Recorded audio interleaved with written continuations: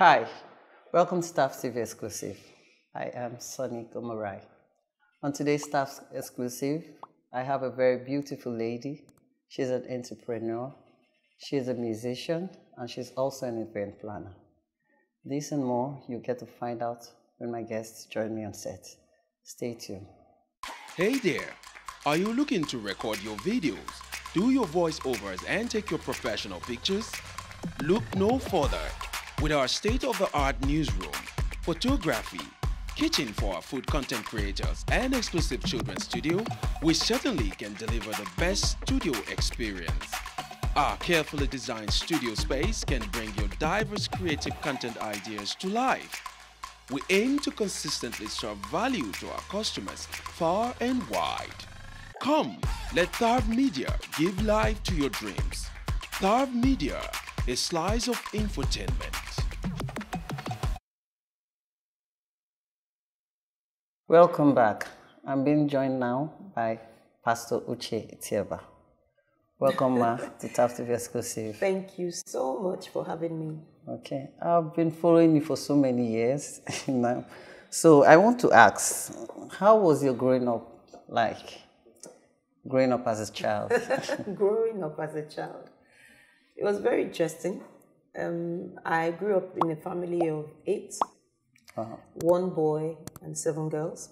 Wow. Yes, and it was a Christian family, so we were very acquainted with church. Okay. And I grew up with very good morals, very strict father. Okay. So you can imagine in a house where there are 7 girls. What do you expect? Drama. Okay, thank you. So we had enough of that. And but it was a very beautiful home, growing up. I would say that I had the security, that every child would have desired. So, yeah, I grew up in a very not home. every person can boast of their growing up experience. So would you say your growing up experience was an experience you always look back to and you smile? Yes, I would actually say so. Because like I said, it was a Christian setting. Okay. So everything was done based on Christian doctrines. Okay. So we grew up knowing what to do, what not to do. Not that we didn't try to do what we were not supposed to do at some point. Yeah. But the important thing is that you had a conscience that was alive. Some people, their consciences are dead. Yes. So my own conscience and the conscience of my siblings was really, really alive, So yeah, we were groomed properly, I would say. Yes. That's good. And I met you, I get to know you at a very early age. I would like when I was 19, thereabouts. That was the first time I met you. And when I met you, I was like, who is this lady? She's always smiling. If there's one thing I can take home, meeting you was your smile. You were always smiling. Amazing. Even when you're telling somebody something. So I can't really differentiate when you were angry and when you were serious, So how did you go into music? That's the next one I want to ask. Yes. This is interesting. Because I've heard that and it's not an intentional thing. Okay. So I just hear it. Okay. So it's not the first time you're hearing it.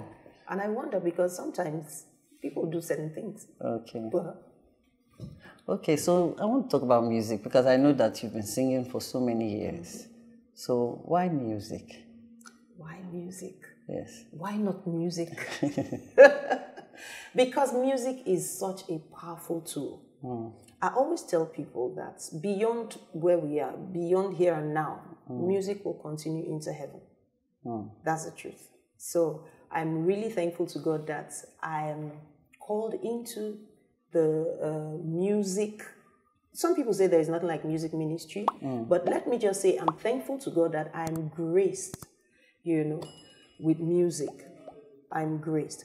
Music is one tool that helps you go beyond where you are. Okay, so for you, music is a calling. Music is a calling, oh yes. Any day, anytime, I would say so. It's a calling. Oh. Yeah, it's a calling. So, and I noticed you also went into business. At the point in Port Harcourt, you used to put up a comedy show, Excuse Me Laugh.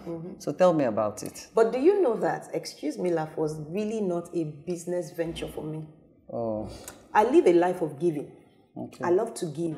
And when I say give, it's not permit me to use this word, it's not reduced to money. Okay. That's the way I like to say it. It's not reduced to money. When I say give, I love to give. I love to give of my time. I love to give of myself. I love to give of my talent. Okay. You know, just depends on what the opportunity is that's presenting itself. So, Excuse Me Laugh, I ran that show in this city of Port Harcourt for like 10 years. And people used to ask me, why? You're not a comedian. So why are you running a comedy show? Let me tell you why. I've answered this question so many times, so I can answer it again here. Okay. It's simply because God graced me with a husband who makes me laugh. Oh, Yes. really? I laugh enough. I have enough laughter in my life. Okay. You know, to last me till Jesus comes. Wow.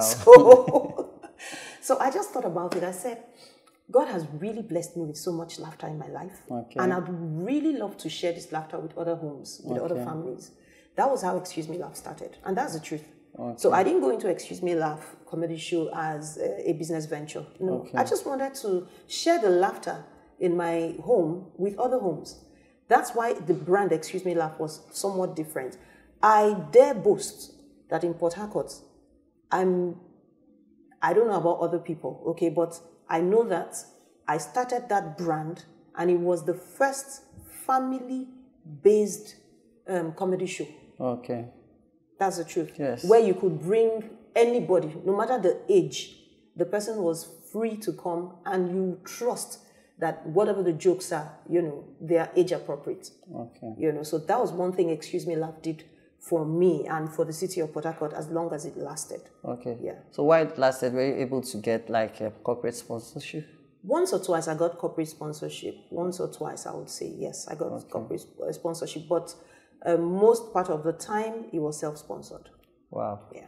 So when you were sponsoring it yourself, were you really making any returns? Like I said, because it wasn't a business venture per se, honestly, I wasn't looking at my books. Okay. Honestly. Wow. I was more interested in sharing this laughter. You will be surprised that there are people that they sit from morning till night. There is nothing to add to their lives by way of lightening up their circumstance. Laughter is medicine. Okay. Do you understand? Yes. Even the Bible says, laughter doeth good like medicine. A merry heart doeth good like medicine. Some people, the reason they are down, the reason they are suffering what they're suffering is because there's no laughter, there's no joy in their lives. I'm not also saying that you are reduced to a comedian making you laugh. Okay. But I love to create that atmosphere, you know, that light atmosphere where people can relieve themselves of the everyday challenges that they go through. Wow. So that's what it's all about. Okay. So I know you're a very busy woman. So how do you manage pastoring, event, music? How do you marry them with your family? How do I marry them? I'm my father's child. God. How does God maintain the stars? Did you ever wake up one day and then you heard, oh, this star fell in the east? Or the sun fell in the west? Everything is still in its course, functioning very well. So basically what I'm saying, first of all, is that an excellent spirit is at work in me. I'm a child of God, and I make bold to make my boasts in God. I'm a child of God. An excellent spirit is at work.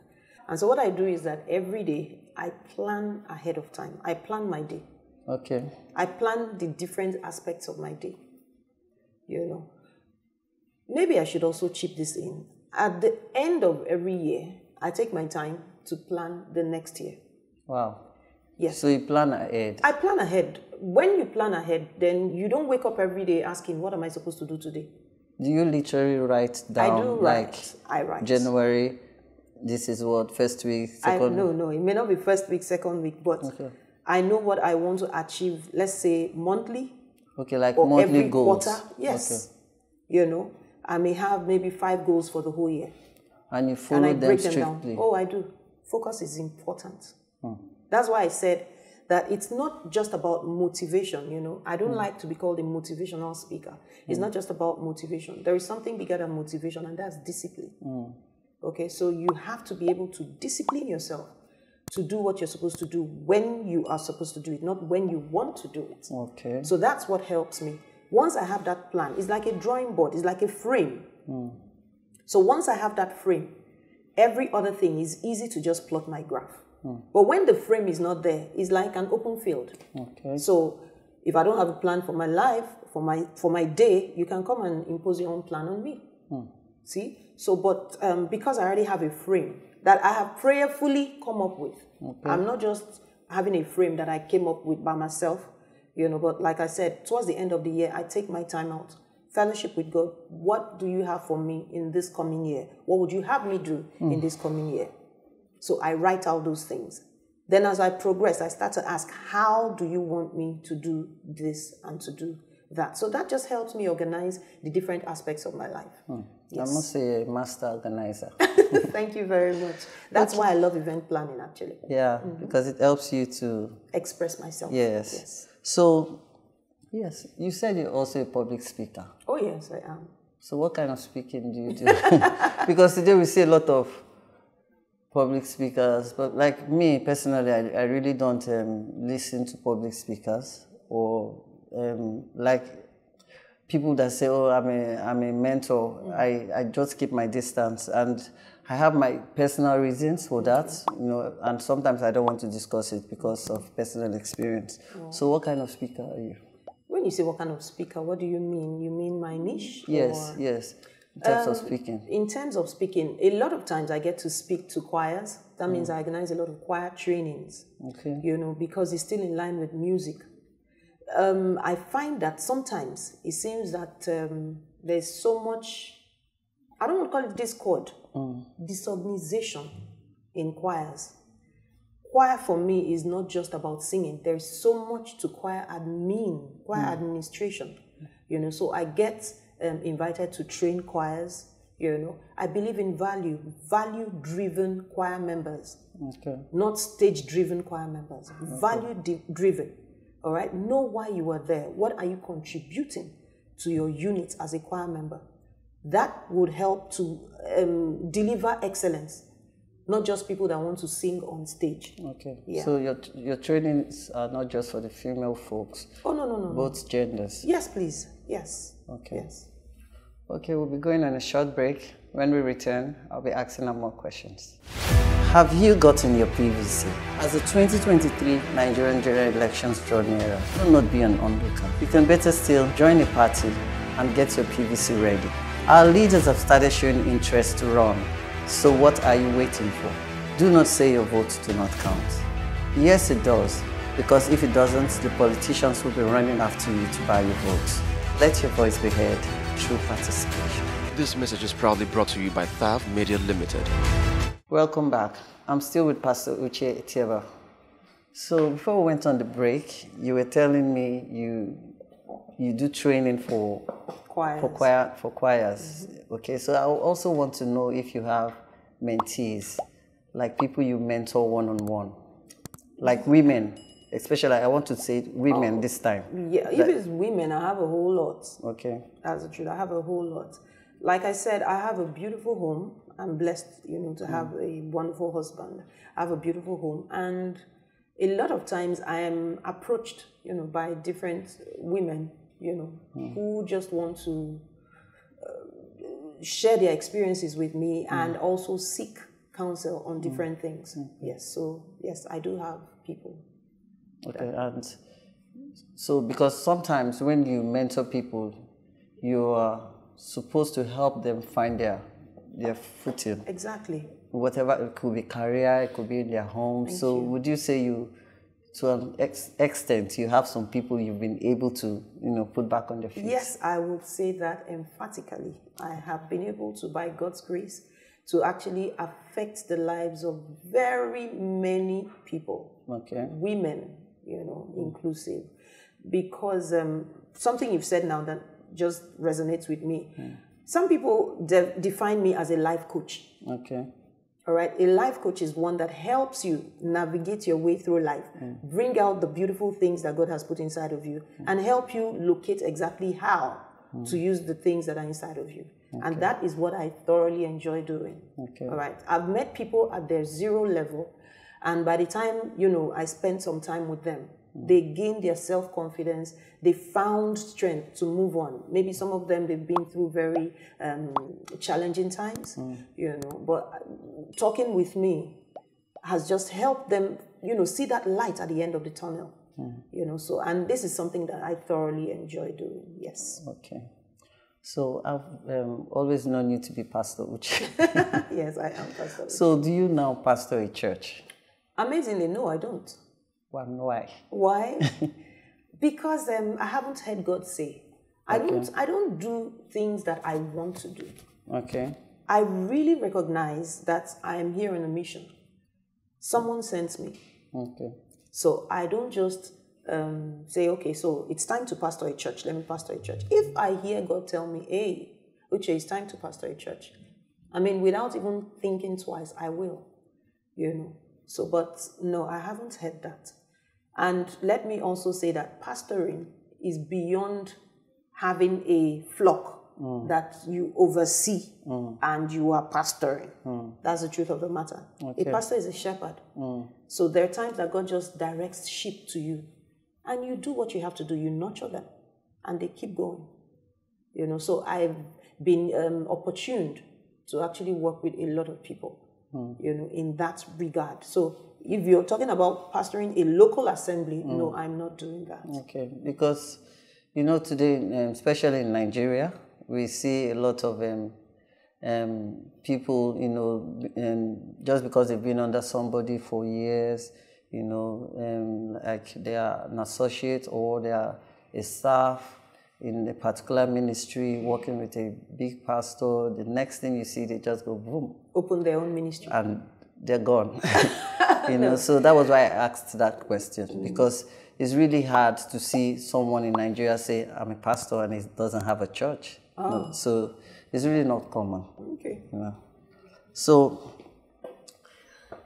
since you're very busy, Pastor Uche, so what time do you have to do music? Like, what time do I have? Yes, to do music. You know, I say anything that is important to you, you will create time for it. Music is not part of what I do. Music is what I do. Okay. It's not part of what I do. It is what I do. Okay. So every other thing is like an addition. So when you ask me what time do I have to do music, music is what I do. Okay. Every other thing is like by your the side. everyday life. Thank you. Okay. So every other thing is by the side. Wow. Yes, that's the truth. So how many albums do you have so far? Okay, so I have 3 albums out. Okay. And then I have 2 EPs coming out by Easter Monday. I have a major project Easter Monday. Okay. Yeah, my annual Easter event.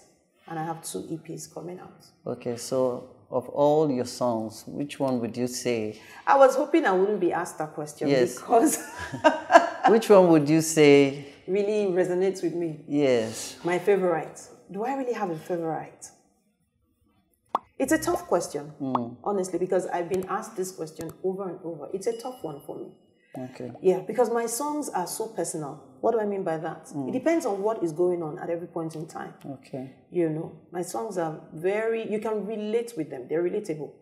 You know, so it depends on what is going on in my life at every point in time. I write loads of songs. This morning I wrote 2 songs. I always write songs. Okay. Oh, yes. I may just be praying, you know, loving on God, and then words begin to come. I quickly capture them.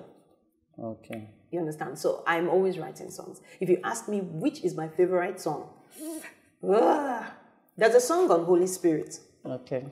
That is very dear to my heart. So it's very dear to my heart. If you haven't listened to it, I think you should. Okay. It's on my store, my online store. You can get it. I will try.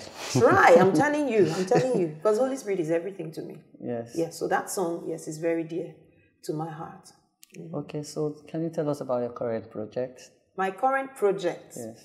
Like what is on the front burner? Yes. Okay, so for the past maybe 15 years, I've always done something on Easter Monday. Okay. You know about Excuse Me Laugh? Yes. Okay, so after Excuse Me Laugh, I moved into worship because I'm not a comedian, okay?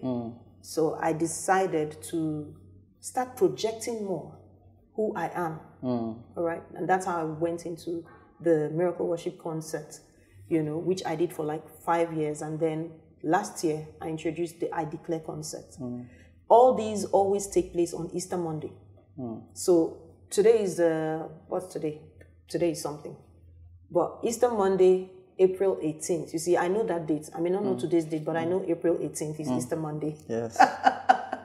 That is my next big assignment to deliver. Okay. Yes, it is I Declare concert with Pastor Uche, and it's a festival of praise. It's taking place right here in the city of Port Harcourt. Wow. Yes, the time so is 12 will there be noon. tickets or is it free concert? It's not ticketed.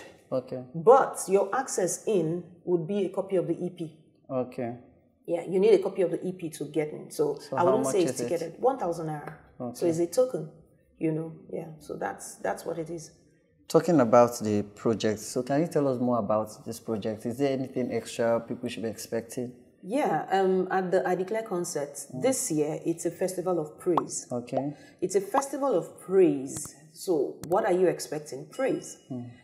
So beyond the songs that will be sung, we're also going to be showing or sharing some amazing testimonies. From the previous ones. Not just from the previous ones, from people that I have interacted with. These are testimonies that will definitely inspire praise, in people as they watch the videos.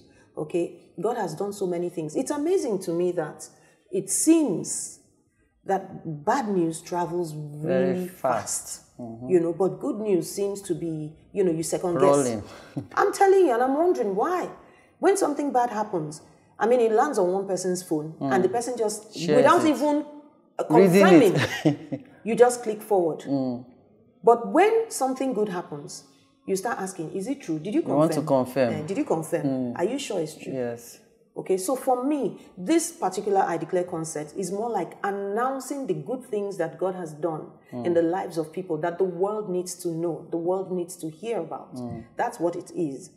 So we're going to be showcasing those testimonies. Okay. We're going to be really praising God. Then I also have something else that we're going to be seeing. I did a study on praise. For some people, praise is fast song. Worship is slow song. So I have done a study, very short, but I just know that if you understand what praise is, then it's easier to praise well, praise as you should, praise God the way you should. But when you don't know what praise is, you just hear beats, you start moving your body. You don't even know what praise is. Would you say there's a definite way to praise? Yes. Because the way you praise God might be different from the way I praise God. Can I say something? Praise is not your language. It's not my language. Praise comes from the Bible. Good. So if you want to know what praise really is, can you just do a little study and find exactly? Because God is the one. He's the one that requires praise from us. So how does he want it? It's all in the Bible. The issue with us sometimes is that we're too lazy to study. We're waiting for someone to tell us. Well, I'm going to tell us. Come next week. Okay. So this program, will you be streaming live? Yes, we will definitely stream live. How many people can the hall contain? Maybe 1,000?